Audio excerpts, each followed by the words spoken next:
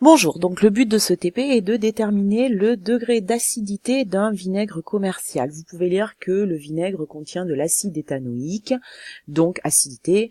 Il faut déterminer la concentration en acide éthanoïque dans un vinaigre commercial. À votre disposition, vous avez deux solutions d'hydroxyde de sodium, donc on peut penser à un titrage pH métrique avec de l'hydroxyde de sodium qui titre l'acide éthanoïque de la solution de vinaigre commercial. Donc titrage du vinaigre par l'hydroxyde de sodium, le montage du titrage normal.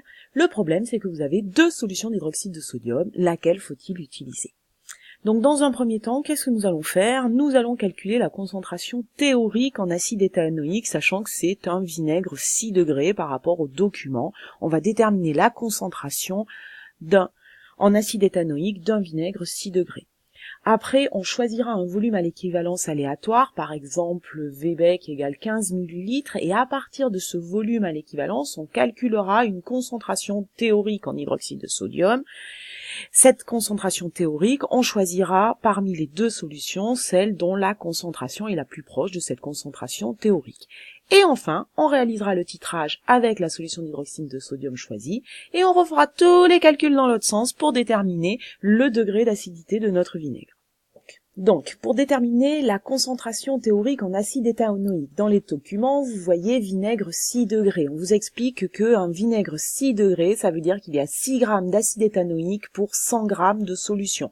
Vous connaissez la masse en acide éthanoïque, donc vous pouvez déterminer la concentration. Concentration, c'est C égale N sur V, donc vous commencez par calculer N, petit m sur grand M, les 6 grammes d'acide éthanoïque, 60 grammes la masse molaire, donc 0,1 mol. Et pour avoir la concentration, vous divisez par le volume, 100 ml, donc 110 moins 3 litres. Mais pourquoi choisir 100 ml comme volume alors que ce qu'on nous dit, c'est pas 100 ml mais 100 grammes? La densité de la solution de vinaigre, elle vous est donnée, elle était égale à 1. Donc si la densité est de 1, ça veut dire que 100 grammes a une masse de 100 ml. Là, je vous ai refait les calculs si vous voulez. Donc la concentration en acide éthanoïque dans le vinaigre est de 1 mol par litre. Mais attention, le vinaigre que vous avez à votre disposition a été dilué 10 fois, donc sa concentration est de 0,1 mol par litre. Maintenant que nous savons que la concentration en acide éthanoïque est de 0,1 mol par litre, nous allons pouvoir déterminer la concentration en hydroxyde de sodium. Comme d'habitude, à l'équivalence, les réactifs ont été introduits dans les proportions stoichiométriques, donc on a CAVA égale CBVB. Donc là, l'inconnu, c'est CB, on doit déterminer des deux solutions laquelle choisir. Donc CB égale CAVA sur Vbec, donc 0,1 la concentration en acide, 20 ml parce qu'on va titrer 20 ml puisque nous avons une pipette jaugée de 20 ml, et 15 ml c'était le volume à l'équivalence choisi aléatoirement. Donc par contre, on choisit entre 0 et 25 ml, puisque notre burette, elle fait entre 0 et 25 ml. Donc, on trouve 0,13 mol par litre.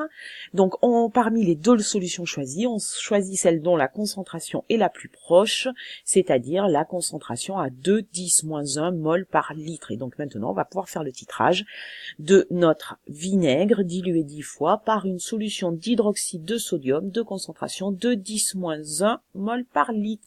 Et bien voilà, maintenant que toute la partie théorique est faite, nous allons pouvoir faire un titrage tout à fait normal. Donc titrage, ici vous introduisez, en respectant toutes les belles règles de sécurité et de chimie, l'hydroxyde de sodium choisi, ici le vinaigre dilué 10 fois, donc 20 ml, avec la pipette jaugée 20 ml, et c'est parti pour un titrage. Donc là, vous relevez le pH et vous tracez la courbe, soit sur ordinateur, soit sur papier, du pH en fonction du volume. Et on détermine le volume à l'équivalence. Et à partir du volume à l'équivalence, on refait un titrage tout à fait, des calculs tout à fait normaux, tout à fait classiques.